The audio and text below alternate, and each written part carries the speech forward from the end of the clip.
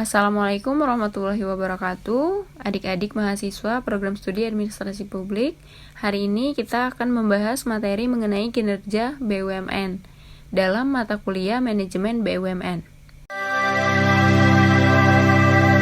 Sebelum kita masuk kepada materi kinerja BUMN, hari ini kita akan membahas beberapa hal. Yang pertama, implementasi akuntabilitas pada sektor publik. Yang kedua, urgensi akuntabilitas kinerja BUMN. Yang ketiga, makna dan konsep akuntabilitas. BUMN atau Badan Usaha Milik Negara, di mana diperuntukkan untuk menstabilkan perekonomian Indonesia, memiliki beberapa peran. Yang pertama, melakukan rekonstruksi, privatisasi, dan kerjasama usaha antar badan usaha milik negara berdasarkan prinsip-prinsip usaha yang sehat. Yang kedua, meningkatkan daya saing melalui inovasi dan peningkatan efisiensi untuk dapat menyediakan produk barang dan jasa yang berkualitas dengan harga yang kompetitif, serta pelayanan yang bermutu tinggi. Yang ketiga, meningkatkan kontribusi BUMN atau Badan Usaha Milik Negara kepada negara. Adapun dalam menjalankan perannya, BUMN menghadapi beberapa tantangan. Yang pertama, ada tantangan dari internal dan eksternal. Dari internal, BUMN menghadapi tantangan dari para sumber daya manusianya yang mana sering kurang maksimal dalam menjalankan tugas dan fungsinya. Dari faktor eksternal, BUMN sering menghadapi tantangan pada masa globalisasi, di mana BUMN harus ikut terus memajukan baik dari sistem informasi, manajemennya, dan lain-lain. Pertanggungjawaban atau akuntabilitas. Pertanggungjawaban yang harus dilakukan oleh BUMN atau Badan Usaha Milik Negara, yang pertama mengenai perencanaan, yang kedua mengenai pelaksanaan, yang ketiga mengenai pengukuran, yang keempat mengenai pelaporan, dan yang kelima mengenai pengendalian maupun monitoring. Lembaga administrasi negara membedakan akuntabilitas menjadi 3 macam. Yang pertama, akuntabilitas keuangan, merupakan pertanggungjawaban mengenai integritas keuangan dan ketaatan terhadap peraturan perundang-undangan. Yang kedua, akuntabilitas manfaat. Pada dasarnya memberikan perhatian kepada hasil kegiatan pemerintahan.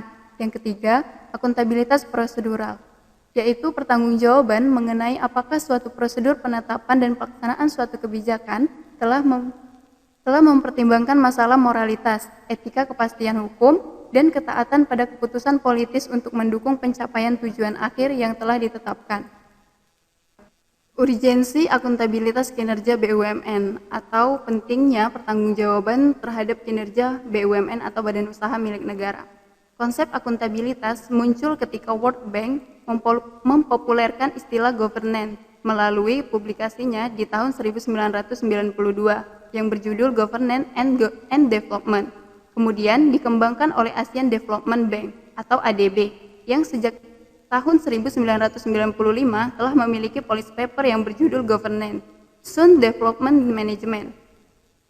Kebijakan ADB mengartikulasikan 4 elemen esensial dari good governance, yaitu accountability, participation, predictability, dan transparansi. UNDP kemudian di dalam dokumennya membuat karakteristik yang lebih ekspansif. Di dalam dokumen kebijakannya, UNDP menyebutkan akuntability merupakan salah satu ciri dari good governance. Setelah itu, konsep akuntabilitas oleh para ahli terus dikembangkan dan menjadi isu yang kontemporer dalam tata kelola pemerintahan.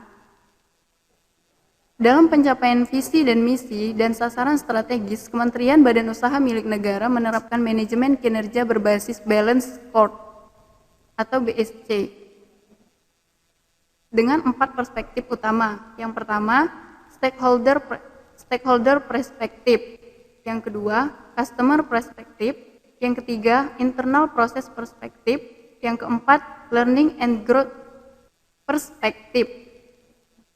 Elwood pada tahun 1993 menjelaskan terdapat 4 dimensi akuntabilitas yang harus dipenuhi oleh organisasi sektor publik, yaitu yang pertama akuntabilitas kejujuran dan akuntabilitas hukum. Pada akuntabilitas kejujuran dan hukum ini, di mana membahas mengenai kejujuran dari para birokrat dalam melakukan tugasnya, dan akuntabilitas hukum, di mana membahas mengenai apakah jabatan yang didapatkan tidak disalahgunakan oleh para birokrat. Yang kedua, akuntabilitas proses, di mana proses yang dilakukan di dalam BUMN atau di dalam BUMN telah sesuai dengan standar dan prosedur yang telah ditentukan.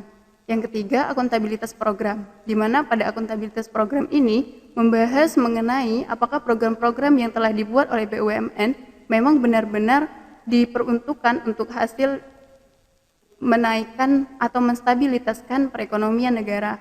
Implementasi akuntabilitas dalam sektor publik. Balance score dan value for money bisa digunakan dalam berbagai macam cara agar mampu mendeteksi ketercapaian organisasi publik dalam melayani pelanggan atau masyarakat.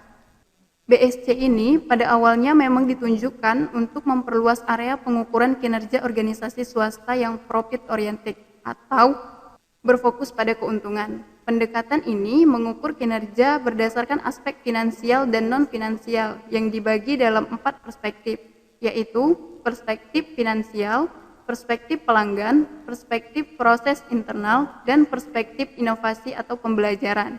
Terima kasih, sekian untuk materi hari ini. Wassalamualaikum warahmatullahi wabarakatuh.